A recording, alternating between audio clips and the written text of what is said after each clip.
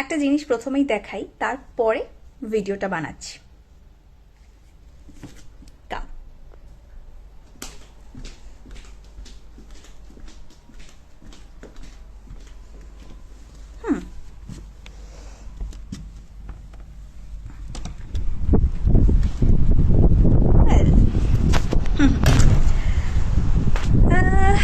এখন বাজে হচ্ছে রাত্রির, বলবো না সন্ধে 8টা, ঠিক আছে।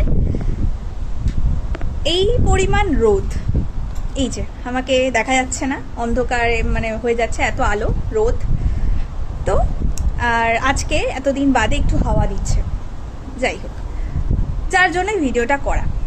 তো যারা বলছে যে ইন্ডিয়া থেকে এসেছিস, এত নাটক করছিস কেন, এত গরম, তো তাদের উদ্দেশ্যে ব্যাস একটাই কথা বলবো যে আমরা ফেস করছি, আমরা জানি তোমরা ফেস করছো না, তাই এই ব্যাপারে বেশি বক্তব্য না রাখাই ভালো। ইন্ডিয়াতে যেহেতু এটা গরমের দেশ, তাই ঘর বাড়িতে বড় বড় জানলা দরজা থাকে, হিট ট্র্যাপ হয়ে থাকে না, ফ্যান, এসি, অনেক ব্যবস্থা আছে। কুলিং ডিভাইস অনেক বেশি পরিমাণে আছে ইন্ডিয়াতে। বাট ইউরোপে যেহেতু ঠান্ডার দেশ, বা আমরা যেখানে থাকি, এই বাড়ি ঘরগুলো প্রচুর পরিমাণে হিট ট্র্যাপ করে রাখে, যাতে ঠান্ডার সময় ঘরবাড়ি গরম থাকতে পারে, ঠান্ডায় মানুষের কষ্ট না হয়। তাই জন্য